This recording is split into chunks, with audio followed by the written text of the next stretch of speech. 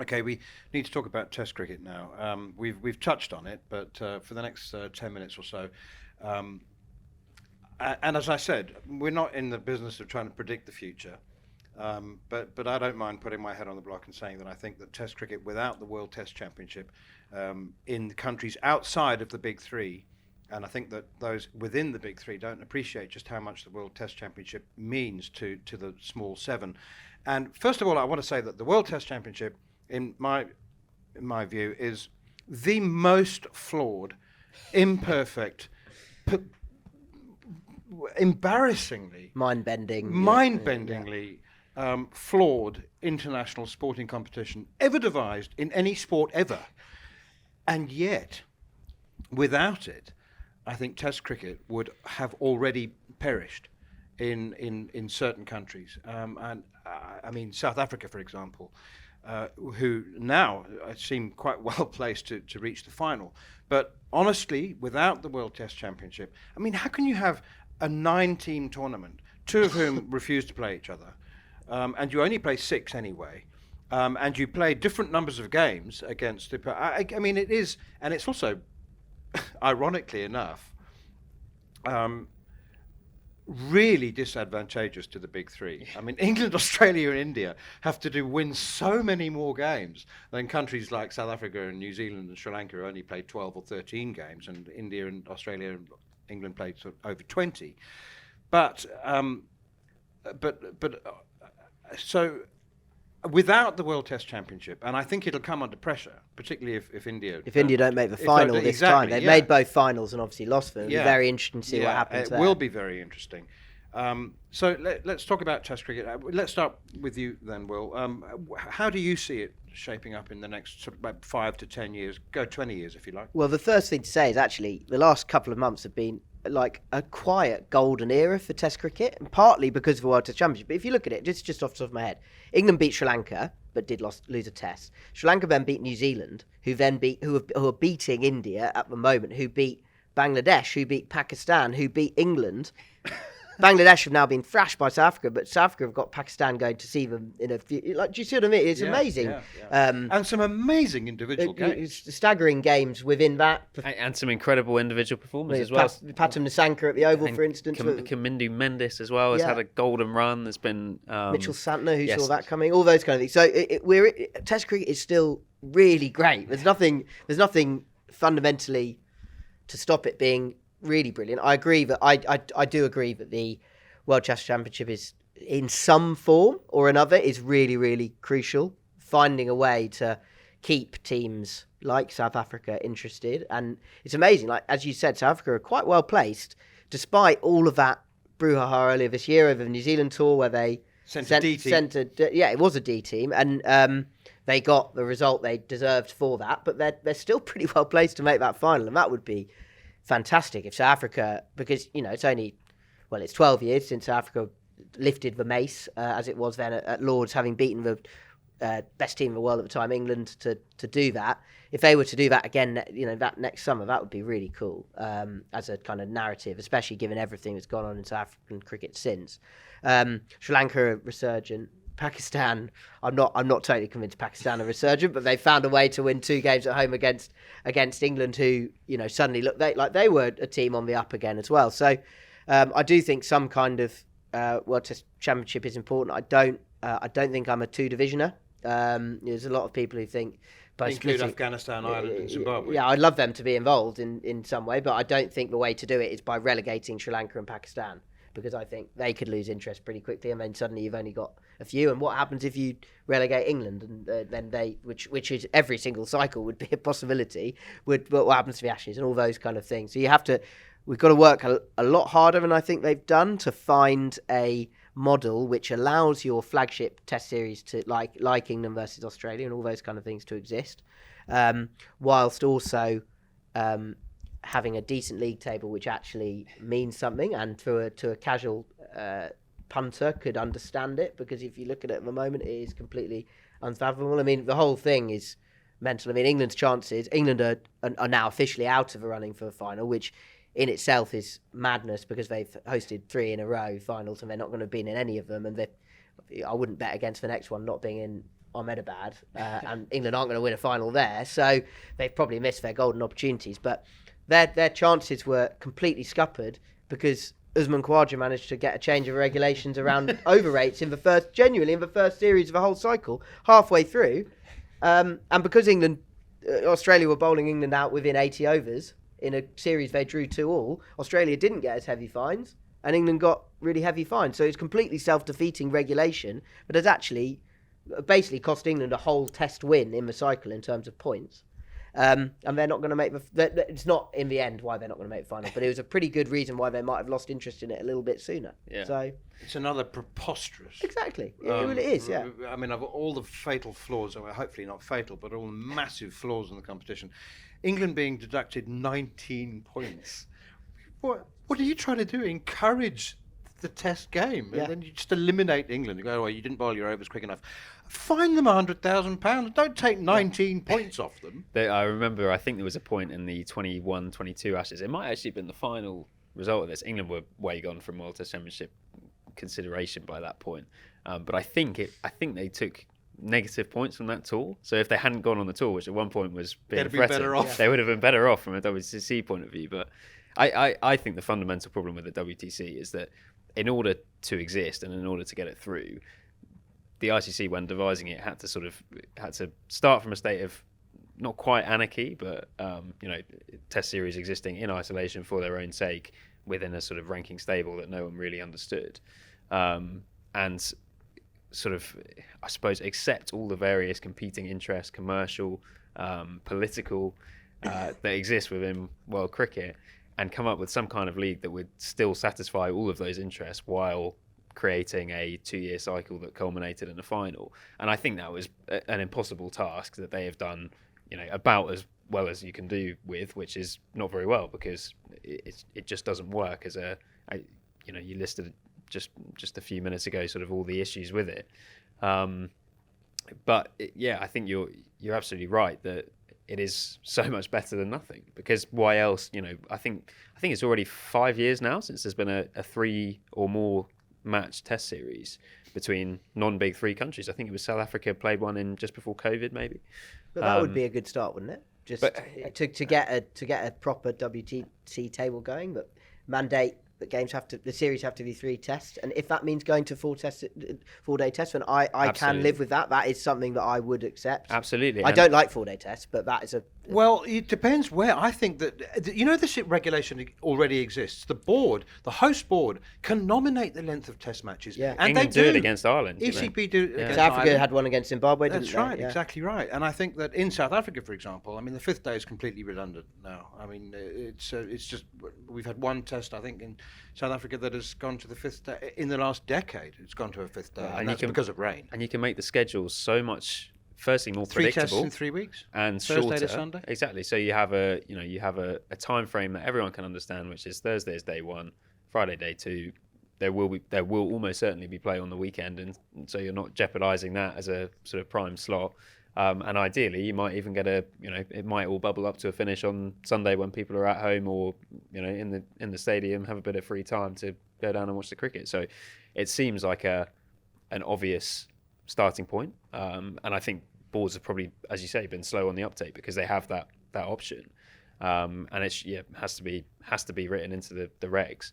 But I think as we say, the general outlook is a bit bleak at times. I just got back from Pakistan, and the 2 tests in Multan, the stadium was pretty much deserted at times during those 2, even when Pakistan were winning. And the crowds were a little bit better in Rawalpindi, but it's not like it was full by any stretch of the imagination. Whereas I was over there 2 years ago in Karachi and Lahore for a 7-match T20 series, which a lot of people would have looked at and said, well, this is the worst part of bilateral cricket, which we were talking about earlier, oversaturation, second-string teams, all of that.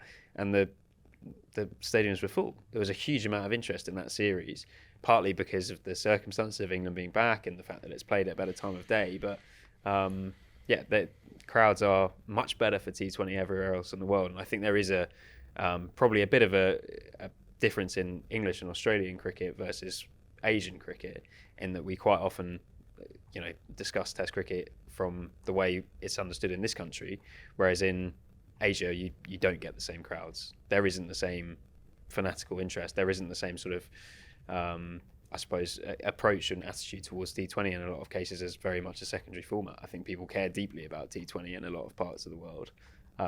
You only have to look at that parade on Marine Drive in Mumbai after India finally broke their trophy drought at the T20 World Cup, and I think that will say pretty clearly that people do have that genuine interest in T20. And I think there is that is a huge challenge for Test cricket, is how can you navigate that and sort of balance out the fact that there might still be interest even if stadiums aren't full in some cases. There's a natural inclination to fear change in every generation, but when change has been enforced, you both know how much Test cricket has changed. 4 ball overs, 6 ball overs, 8 ball overs, timeless tests. There were Test matches played over 3 days many Rest years ago. days, all those kind of, Oh, yeah, rest days, Yeah. exactly. My first ever Test series included a test with a rest day in it. That's how long I've been covering the game. It was only one, but tinker with it. Have the same number of if the majority of World Test Championship series are going to be 2 matches, then they play the Ashes over 5, but perhaps the visiting team can choose which 2 count towards the World Test Championship. I know there are inherent problems with that, but perhaps they just need to be sort of pushed through. Without the World Test Championship, I mean, cricketers in Sri Lanka, less so New Zealand, but certainly South Africa, think, what's the point without the World Test Championship? They'll never be able to emulate the feats of Mahela Jayawardene and Kumar Sangakkara and Jacques Kallis and A.B. de Villiers, Dale Steyn. They'll never, because they only play 4 Test matches a year. So without the World Test Championship, I think a lot more cricketers will give it up. I mean, Heinrich Klaassen is a great case in point. I mean, he issued a statement. I'd have loved to have watched him play more than 4 tests, like have a proper go at it. And he would love to have played more, but his and he's the first to admit that whilst his bank account might be very full, his sense of fulfilment as a cricketer will never be achieved. I actually think you're at quite an interesting point now, where you have people who are probably in their late 20s coming through. So the franchise guys from non-big 3 countries. So someone like Klaassen, I think, is in his early 30s now, maybe. But someone like Nicholas Pooran is probably a good example of this, where because there hasn't been that context, like Pooran will probably never play a Test match for West Indies. He hasn't played a first-class game, has he? Well, hardly, yeah. 3, I think. Whereas I actually think now, because of the WTC, in some part, you might get some of these younger guys who now see it as something they're more interested in. You look at Stubbs was the guy I was about to say. It's just scored 100. Brevis is in the squad. I was so happy when I saw South Africa call up Brevis for that tour. Because these guys a couple of years ago were being signed as long-term project players by Mumbai Indians in the IPL when they were unknowns, hardly played any domestic cricket back home at that stage, and both of them have clearly got an interest in Test cricket. You look at the England team now, there's a few young guys coming through. Obviously England are in a different spot in terms of the finances and the prestige of it, but again, pretty much every player, there's the odd exception like a Will Smeed for example, but pretty much everyone in England still wants to play Test cricket. I think even in the West Indies you'll see guys who see the WTC as something that they want to be part of and something aspirational for them. So maybe we've had that generation who have come through where Test cricket is just a thing that exists that doesn't really have that same prestige associated with it. Whereas now I think the WTC has changed things. And I think the other thing to sort of jump onto what you were saying about how much cricket has changed, we're often very sort of stubborn and then accept change almost as soon as it happens. Like you think of something as basic as the fact that for however many years Test cricket, I think until about 2019, didn't have shirt numbers, and was at the time. Can't imagine it without it now. Yeah, exactly. How did we used to identify everyone? I can't remember how I used to commentate. It must have been impossible, and stuff like that. So I would love there's a 1-minute shot clock now in T20 internationals where between overs you have a minute to get round, and if you don't 3 times in a game, I think you get a penalty. Why don't we bring that into Test cricket tomorrow? It would be a better game for it. You have so much frustration with slow over rates through the days, and there's no decent solution to it. Why can't we just try that for a bit? What's the single worst thing that could happen if you had a 1-minute clock between overs? You talk about you're talking there about certain individuals involved in maybe in their late 20s, early 30s. Now I think there's an interesting inflection point coming in India. Virat Kohli, Rohit Sharma, those guys look like they're quite close to the end in Test cricket. Maybe maximum of 2 years more. And they, particularly Kohli, has been such a flyer of a Test cricket flag. He's been amazing ambassador for the game of Test cricket. When he goes, like, what happens to the appetite in India? Luckily, guys like Jaiswal look really, really keen, and hopefully they can ascend to that sort of status. Pant as well. Sarfaraz Khan, who I love, but like guys like that, hopefully they pick up the baton. But the kind of no guarantee. I think whether India's does India's interest wane a little bit with the loss of some of those superstars? I don't know. We'll just have to see what happens there. But yeah, the Kohli, I think, among his many other achievements, I don't want to sound like I'm just being a massive Virat Kohli fanboy, but he has just been such a great figure in Test cricket, and I know his returns have diminished in recent years, but he's always said Test is best. Whatever he's achieved in the white ball game, it's always felt like, you know, he was going to be there for every Test match, and when he's not, which will happen fairly soon, I think, you know, in the next 2 or 3 years, it'll be interesting to see what happens to India. So as an independent business analyst, I'm not one, but I'm imagining that an independent business analyst will come along and have a look at cricket, and he'll say, right, let me understand this then. You have this thing called the first class game, and it's only in England where people of any significance watch it. It loses money massively in all of the other game, and this is the feeder system for a game called Test cricket, and so this loses money in 7 countries. And only makes money in 3. So you're playing less first class cricket now in every country than you used to. I mean, it used to be 40 first class games in England. You know, it's down to 14 now. You went from 30, and in the Caribbean, in Sri Lanka, in New Zealand, in South Africa, it's down to a single round between the franchises or the provinces or the states. So there's less and less and less first-class cricket being played, which is regarded still as intrinsic to the production of Test cricketers, just as warm-up games used to be regarded as intrinsic to the preparation for a Test series. Now warm-up games have gone. First-class cricket is being diminished everywhere apart from in Australia and India, although they do play slightly fewer games in India. I think they've got a very good system because they've got more knockout games in first-class cricket. But are we looking at a situation where first-class cricket is diminished to the point of irrelevance? So there'd be just like a couple of games, and we produce Test cricketers in a different way. You know, just as a business analyst would say, your factory is outdated, it's outmoded, it's costing you money, and if you want to produce this same product, then you need to do it in a different way.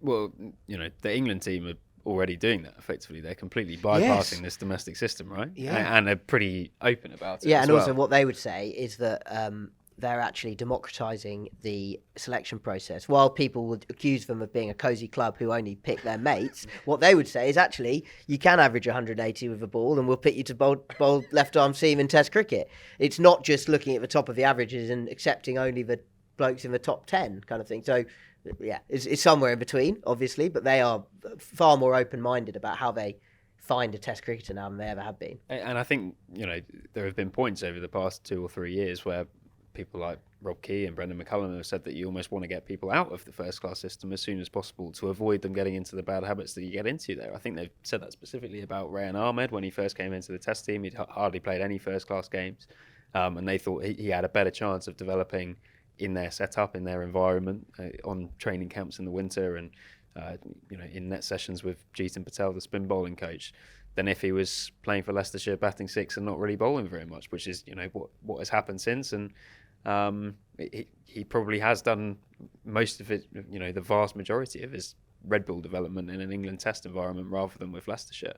But yeah, I mean, it's from a business point of view, I suppose that, you know, the first class game and the Test game, particularly in the UK, are this real odd couple where, you know, as Will said earlier, the broadcast deal in the UK is you know, the fundamental part of that is Test cricket. And for Test cricket to exist, you have to have, even if you don't necessarily pick the ones who perform best, you have to have a pool of professional players to choose from. You have to have a big enough pool that enough people can get in, and that there are different routes into the game, and it's not just a closed shop. So, you know, English cricket is fundamentally reliant on there being a pool of professional players, but also that that in itself is a loss-making industry. I'm very comfortable with the idea of the county championship and red ball domestic cricket being a loss leader in English cricket. That's totally fine as long as the white ball game is able to make up that shortfall and we provide all the money. are, but an independent business analyst would say, what? Yeah. Well, and this is I suppose the thing at the moment is that a lot of cricket feels like it's been sort of left to the market, handed over to the market. It's being run as almost like a sort of libertarian experiment of what can you do if there's no one representing the interests of the state itself, the game itself. So I suppose there has to be that acceptance that maybe some bits of your business will lose money, but in the long term that will be beneficial to your business in the bigger picture, and not even that's stripping it back to that side of things rather than the sort of the fundamentals of the game. And there's obviously there is in England at least that genuine interest in, if not always reflected in attendance, I think people do follow the scores and care about the results in a way that probably doesn't happen in a lot of parts of the I world. always tell my non-cricketing friends that not all musicians and artists make money, and if Test cricket is a beautiful and rare piece of art, it doesn't necessarily mean that it goes at auction at Christie's for millions. We make a lot of assumptions. Cricket people make a lot of assumptions. Sporting people do. They make a lot of assumptions. They assume that first-class cricket is intrinsic to the production of Test cricketers. Maybe we'll get to a point where you schedule a Test series and go and have a 6-hour net, because that's what you'll have to do in a Test series. Spend 2 days netting, but not for 3 hours. Do it for 7 hours. And the other assumption that we make when we talk about the money in the game, in the international game, particularly relevant to Test cricket, is that the big three can't survive by themselves. Like the Ashes can't survive. It will survive. It's this great institutional product, and it's massively popular, and it generates money in both countries, and it generates a global television audience. And so the Ashes is bulletproof, but it can't survive without the other nations. That's the assumption that we make, and that India takes 38% of the income that they say because they generate 80%. So they're actually doing us all a favour by taking 38% and leaving 5% for everybody else, or 4%. So those are the assumptions that we make. But perhaps the big three can. Actually, I saw without the World Test Championship, I saw a scenario in which the small 7 nations would play sort of exhibition Test matches, like 1 or 2 a year, and they'd be used as sparring partners, for the big three, for the Ashes teams, and for pre-India series, and so perhaps the big three can survive by themselves, and this income redistribution fairer model perhaps is actually just wishful thinking. I don't think, as someone from a big three country who covers a big three team, I don't agree that they can survive just the three. I think the game would be so much poorer for it. I think that I think it would saturate quickly. I think they can't play the Ashes every year because part of the Ashes is its beauty is a relative scarcity. I know the next Ashes series comes around and you go, oh God, it doesn't feel long since the last one, but actually it's always 1.5 years or 2.5 years, and that's what kind of keeps things going. But you do need to play someone else in between, and you look at the excitement of England's series in Pakistan recently, or I don't know, if I look back, did some of the tours I've been on, and last tour to South Africa was 4 years ago, which is crazy, and it's 2 more years until, in fact, it must be 5 years. 5 years. There's 2 more years to the next one. I think that's an absolute scandal. But it's such thrilling stuff happens around those series that I just don't think the big three can do it on their own. They might be naive enough to think so, but I just don't. I think the game would be a very dull game if there's only 3 nations doing it properly. I think also specifically through an English cricket lens, we're in, I think partly by accident and partly by design, we're now in a cycle where the pinnacle Test series, so when England play at home against Australia and India, happen in the years that there isn't a major football competition in the summer, either the Euros or the World Cup. And I genuinely think that is a huge advantage to it. I know there was a lot of criticism about the Ashes finishing early last summer, but I thought that it benefited massively from a rare gap in the football calendar. I think it started the week after the Champions League final, and maybe 10 days before the Premier League season started, and it really felt like cricket was the main event. And I think that is something that the oxygen is something that an Ashes series needs and demands. So I think that, the idea that you suddenly would put it up against a Football World Cup in the middle of the English summer, I think that would be hugely detrimental to an Ashes series. And I think, even if you think back to just over a decade ago now, when England played Australia in 2013 and then 2013-14 in back-to-back Ashes series, which was all about sort of trying to readjust the calendar so you wouldn't have an Ashes series immediately leading into a World Cup, which seems to have happened again, actually. But they played 10 test matches back-to-back, and the England team came out of that completely broken by the end of it. That was... They lost 5-3, didn't they? Yeah. They won 3-0 at home and then got rolled in Australia. And by the end of that, I think I don't think there would have been many England cricketers or many people who were on that tour who would be saying, "Can we play Australia and India the whole time?" You've been listening to the second episode in a 3-part mini-series looking at discussing the options for the future of the game in all formats. Across the men's and women's game and the grassroots game, with me, Neil Manthorp, Matt Roller and Will Macpherson. And in part 3, the final episode of the series, we'll be talking about T20 franchise cricket and T10 franchise cricket for that matter, and what else we can think that the game might be improved by. On AM, on DAB, via the talkSPORT app and on your smart speaker. talkSPORT.